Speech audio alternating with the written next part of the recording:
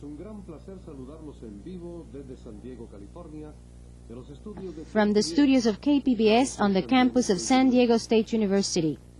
The International Training Center is proud to bring you this important multinational program, which reaches today Mexico, the Dominican Republic, Costa Rica, Panama, Colombia, Venezuela, Peru, Paraguay, Uruguay, Brazil, Bolivia, Argentina, and the United States.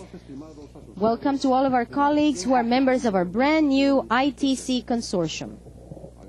We would like to thank Keystone Communications, Telecomunicaciones de México, PanamSat, and BrazilSat for their satellite linkage services, which allow us to come to all of you directly through the outreach of today's telecommunications.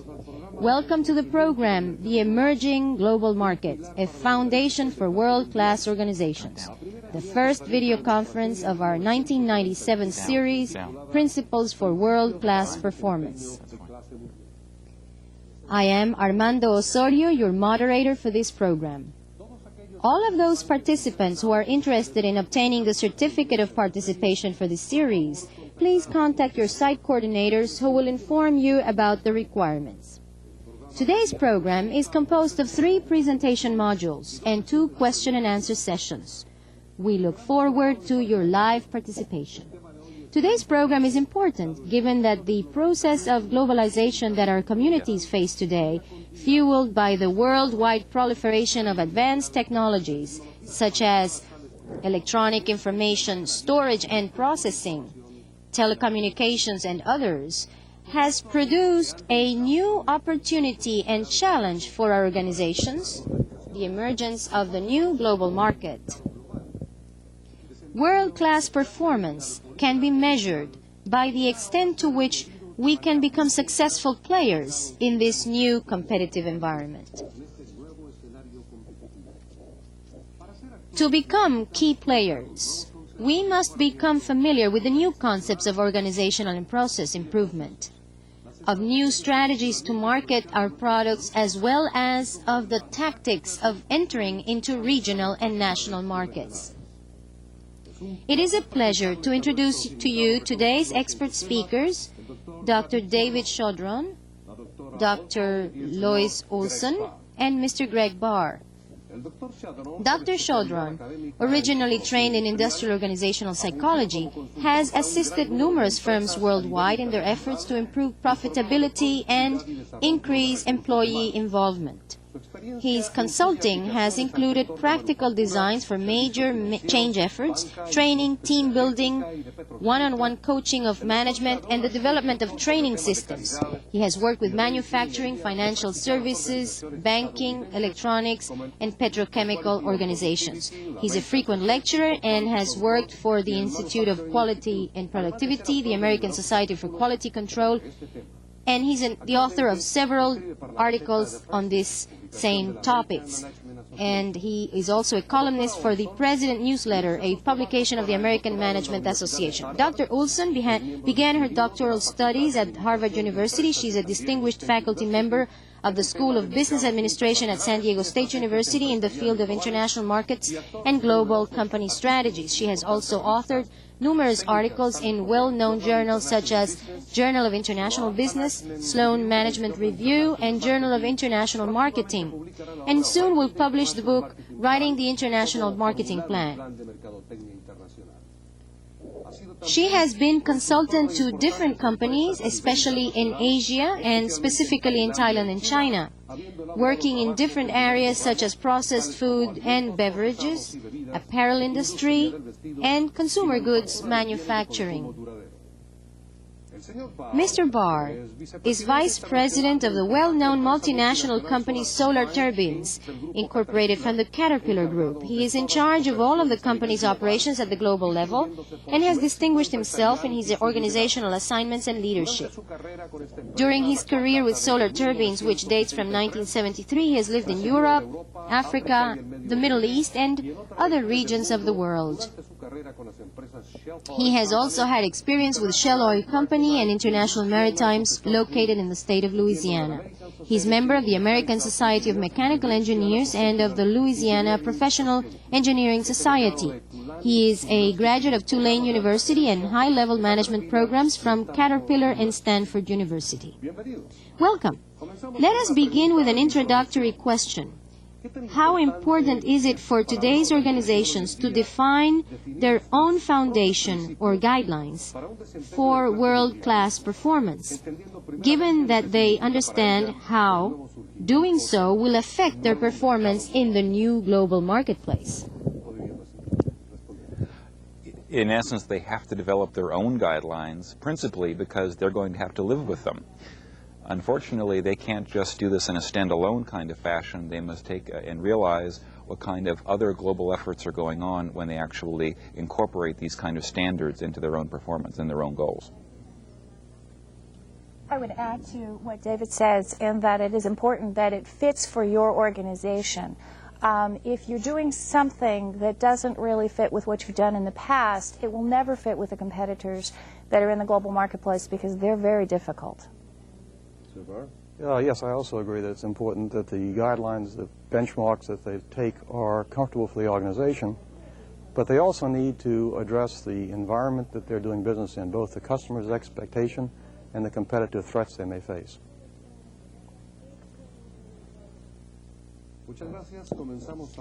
Thank you very much. We will begin now with Module 1, in which Dr. Chaudron will tell us about the business systems that organizations consider in order to become a world-class organization.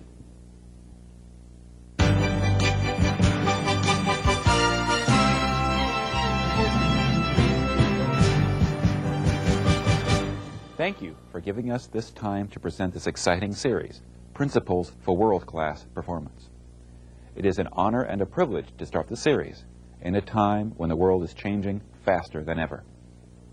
With the commercial establishment of the Internet well on its way, the reduction of trade barriers due to the completion of the Uruguay round of GATT and the founding of the World Trade Organization, the world is even more than last year a place of global opportunity and challenge. With this in mind, organizations across the world are contemplating these waves of change and how it will affect them. Some organizations may choose to ignore these events, believing they are isolated from their effects. Others may become more defensive than they are now and organize barriers and fortify their existing markets. Still others see both opportunity and danger in the world ahead and insist on taking advantage of it. These organizations must be prepared to dive into a rapidly changing river, focusing on their long-term goals, while remaining nimble enough to negotiate the cross-currents they suddenly come across. Some of the problems you could encounter are divided into three categories: the fish out of water problem, the big fish in a small pond problem, and the bigger fish going after you. Many organizations are successful in their own arenas. Manufacturing organizations produce for their local environment, local banks loan funds to them, and local service organizations provide insurance, and support services provide what they need to do. If organizations have been successful over a number of years, the relationship with their environment becomes symbiotic. The local environment of culture and nationality supports them, and in turn, local organizations support the local environment. This cozy relationship is often enhanced by barriers to trade, monopolistic practices, and the personal ties between family business owners and the government. This provides a cocoon of protection around many organizations. This positive feedback between local organizations and the local environment isn't present when local organizations wish to go global. What might have been an acceptable product or a product that had a captive audience is no longer acceptable in terms of global requirements for quality or performance.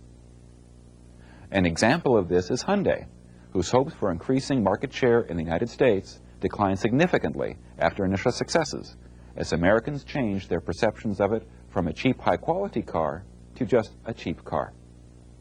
This caused Hyundai executives to rethink their strategies and to consider refocusing their efforts into third-world countries whose requirements for quality might be less. Changing from a big fish in a small pond to a small fish in a big pond can create other issues. Many organizations hold premier positions in their country. They may be the leading exporter of raw materials, the sole provider of insurance services, and so on. But with global markets being many, many times the size of local economies, any perceived economy of scale often vanishes.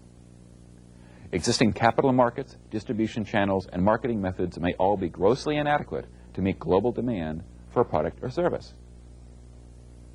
As an example, a company that manufactures knives recently suffered slowly declining demand for the sole product that it produced.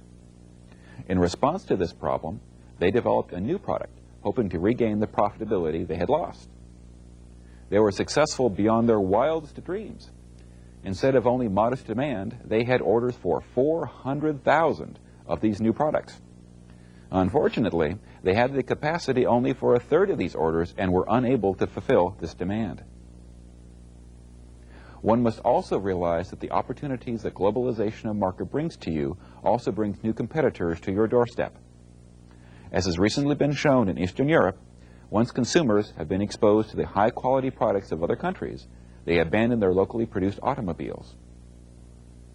Just as you seek to expand your markets, others are doing so as well. And those competitors may be well-financed and quite knowledgeable in marketing. These sharks often have been successful in localizing their global product, which already can be the benchmark for world-class performance.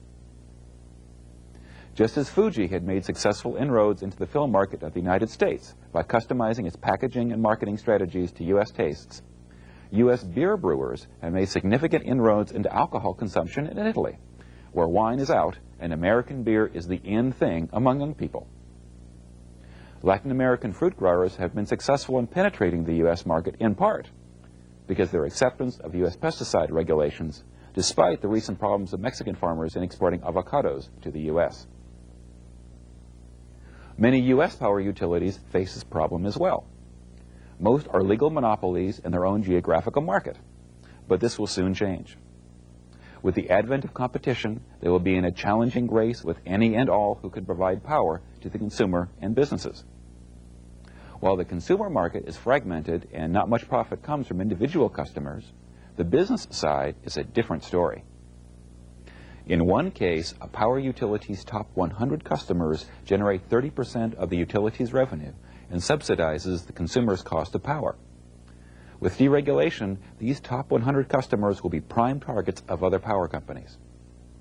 Once monopolies lose these customers, customers' utility bills will skyrocket with all of its political ramifications.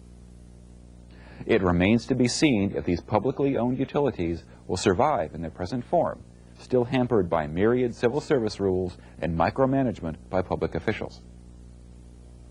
As you can see, the effects of globalization are myriad. One of them is the influence of events you used to ignore. For example, the recent labor strife in Korea may affect the supply lines of automobile and computer chips to Latin America. Currency fluctuations, as recently shown by the Mexican peso crisis, can affect business dealings and stock markets across the world.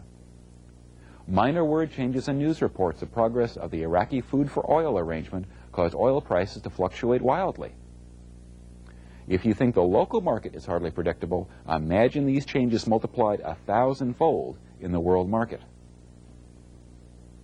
In addition to increased sensitivity to global changes, organizations seeking to join the ranks of world-class businesses must also realize that these stresses can have significant effects on the power structure of the organization.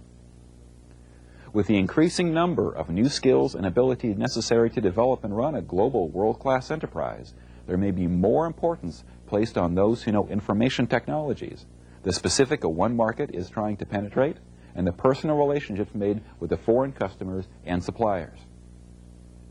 This greater influence brings greater power, often at the expense of those more established in the organization.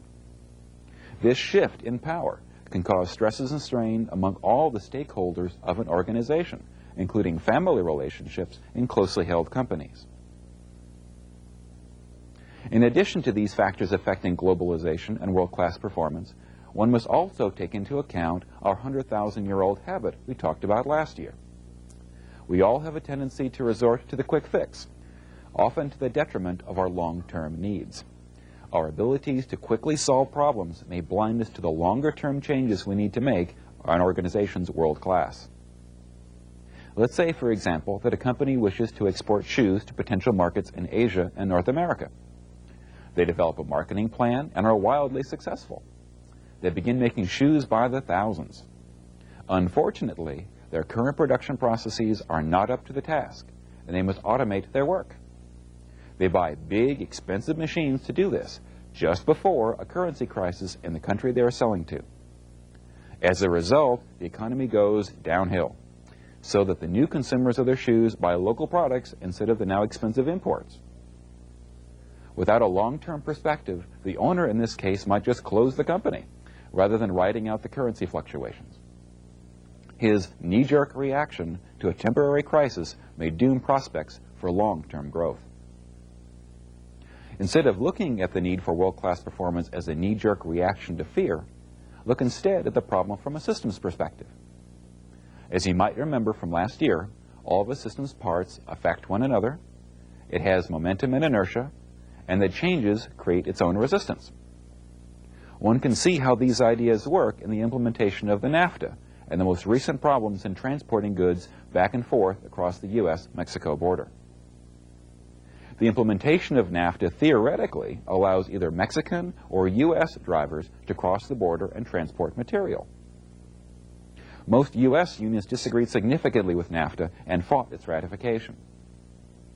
Despite their protests, NAFTA was ratified. Their resistance, however, did not end at this point. Due to the significant disparity between the wages of Mexican and U.S. drivers and the unwillingness of U.S. drivers to use unimproved Mexican roads, U.S. unions are doing their best to prevent inexpensive Mexican truckers from transporting goods into and through the U.S. It would be helpful now to briefly review the different systems that organizations have and how these concepts apply to making a local product or service maker into a world-class performer. They are listed on the following slides. The adaptation equilibrium system is perhaps the most critical part of a system. In order to become a world-class performer, one must have the vision to become one. This must translate into the mission of the organization, its marketing and strategic plans, and must increase the alignment of the organization with its new vision and mission. Both senior management and the organization must be open to change, have real and powerful incentives to change the company, and have a clear idea on what they wish to accomplish. This topic will be discussed further in November with the video conference Visioning Organizational Success. The actual outputs and tasks that your organization produces or performs today may change significantly to reach world-class standards. For example, you may find that your foreign customers don't want your product so much as the support services needed in order to use it. For example, customers who use your computer components may want help with installation and troubleshooting, which usually have higher rates of return than hardware sales. Not only what you produce may change, but how you create that product may change drastically. For example, to conform to environmental regulations acceptable to the customer's country, you may need to eliminate certain toxic chemicals from your manufacturing process, eliminate certain pesticides, or eliminate spikes and surges from electrical power. To produce goods with tighter tolerances for specialty applications, manufacturers may need to install new computer-controlled numeric machines, that is, CNC machines, that produce statistical charts automatically for your customers to review. A significant upgrade to your communication information system is almost certainly be required. This is not only needed to help you communicate with salespeople and management, but also to help you understand your customers' needs and rapidly communicate them to the manufacturing floor. For example, one American manufacturer of windows now equips its sales force with personal computers that automatically estimate a customer's needs and then communicates them directly to the manufacturing floor. In addition, a significantly upgraded information system can keep employees aligned to the same purpose because they are all receiving the right information all at the same time. In some sectors, you may need to have such an information system. In the United States, JCPenney and Walmart communicate their ever-changing needs to their vendors via specialized information systems. If one does not have such an information system installed, they probably won't do business with you. Information systems can also have a profound effect on marketing as well. Traditionally, the travel and entertainment industry has relied on travel agents to sell their hotel rooms, spas, beach resorts, and so on. With the advent of the Internet, travel agencies may be on the verge of extinction. With the possibility of the everyday consumer buying travel services directly and cash transactions becoming secure, the entertainment industry may have to look elsewhere for advertisement. The travel channel and the home page allow consumers to directly review their desired location, and in some cases in real time. The Internet can change other businesses as well. In my own personal case, 50% of our business last year came from our customers seeing our home page, and the number of potential customers contacting us has multiplied by 10 times. World-class performance may also require substantial changes in policies, procedures, and documentation. For example, many organizations are finding they must become ISO 9000, QS 9000, D1 9000, or ISO 14000 certified to become vendors to multinational corporations. One must not downplay the complexity of this undertaking. This can be an expensive and a long-term process, and if improperly done, take an incredible amount of time and paperwork. Now we come to the most problematic part of any system. It's people. Whenever one changes the vision and mission of an organization and uses substantial assets to pursue them is bound to have an effect on the people who work there. Creating a world-class organization is stressful enough, but creating an organization to service global needs just adds fuel to the fire. When organizations are relatively small, the owners and chief executives have substantial control over day-to-day operations. This is simply not possible when immediate decisions have to be made across multiple time zones. The same owners who created the global mission will also need to change their authoritarian management style. The most important first step is to assess both the future opportunities and the capabilities of your present systems. This assessment and the time put into it must be balanced by the need for action. All too often, organizations go into analysis paralysis, continually evaluating what to do without ever doing anything but writing reports. On the other hand, other organizations suffer from a rush to judgment and act without a clear idea of what they really want to accomplish. When they conduct this analysis, organizations also make a number of other mistakes. Firstly, they assess themselves, which can be an exercise in futility. Often the politics of the organization gets in the way, and employees are afraid to speak their mind for fear of senior management's wrath. Senior management may also not be fully aware of the issues and problems in penetrating a potential market, or the systems changes necessary to make the venture successful in the long run. In addition, implementing the strategic plan is also fraught with barriers. This is because you are moving from ideas to implementation, something that is always hard to do.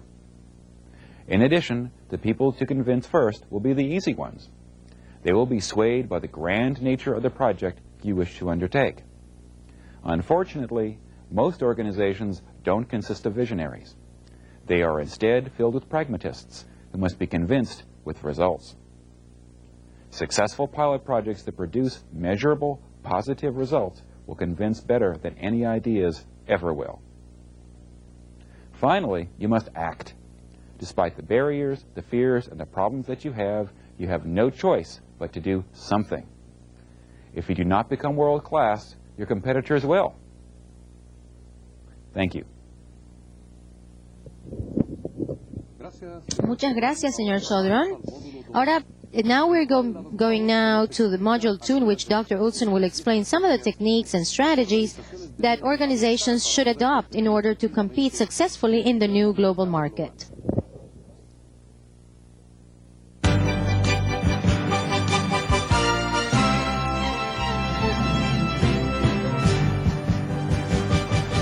Thank you. There are nearly an infinite number of opportunities for the manager of a small family-owned firm or a large multinational corporation to initiate or to expand his market share and profitability in the global marketplace. In the past, managers have not been forced to confront the global arena.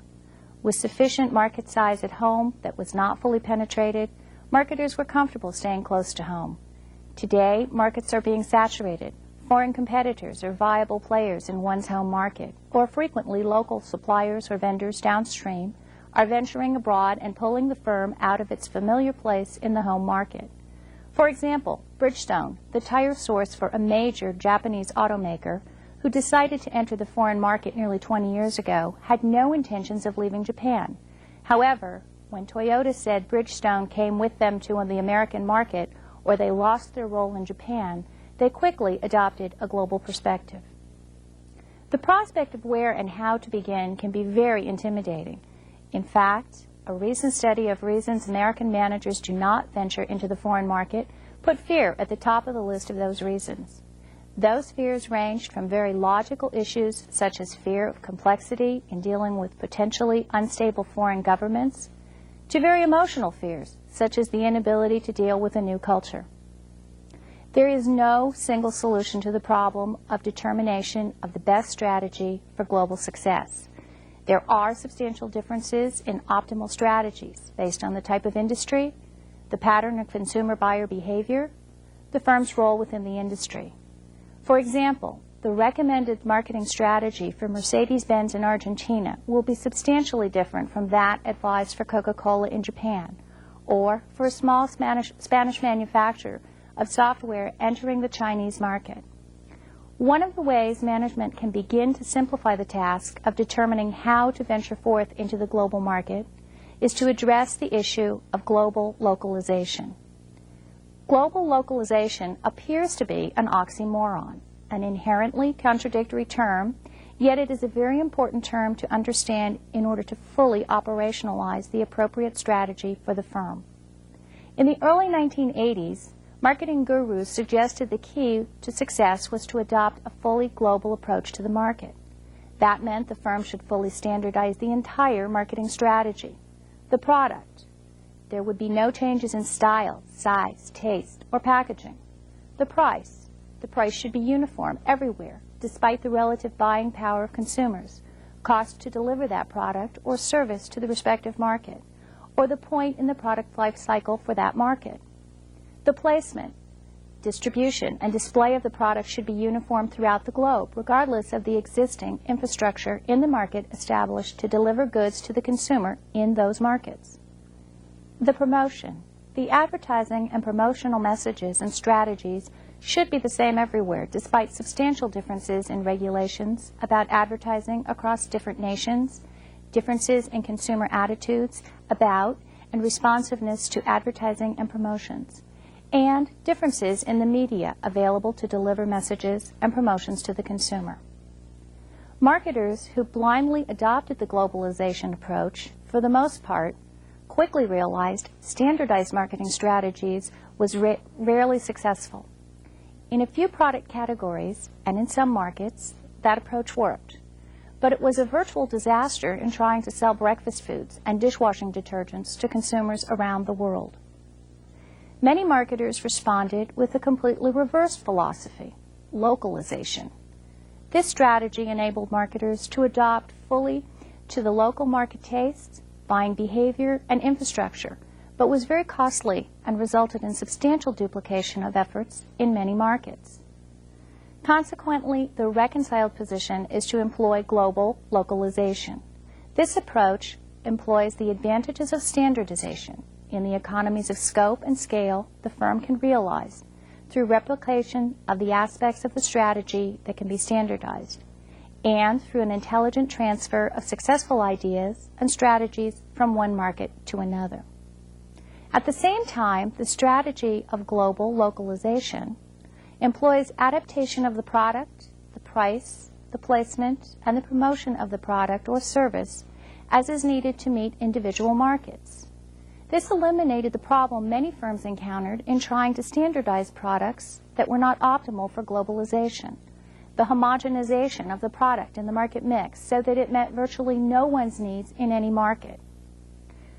Products and services can be arrayed on a continuum ranging from frequently purchased consumer durables to commodity-like industrial products.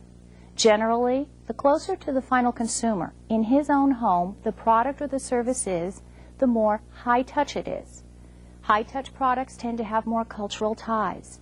Generally, those products and services that a consumer encounters early in life and with which he develops deep emotional bonds require far more adaptation in each market. there are three categories of products and related services that are substantially tied to cultural values. They include, first, food, especially comfort food. Items such as breakfast foods do not translate from one culture very well. They are so deeply rooted in the consumer's early identity as a person from his culture that it is very difficult to convince a Venezuelan to eat a bowl of cold blue and red breakfast cereal, topped with milk and bearing a baffling name such as blueberry. Some food items appear to be more culturally translatable, such as Chinese food, Japanese sushi, or American burgers from McDonald's. Actually, they are usually translated based on the stereotypes of the culture. And when a Chinese student eats at McDonald's, he is sampling American culture more than he is eating a cheeseburger. Similarly, Americans modify the Chinese meal to suit their lifestyle.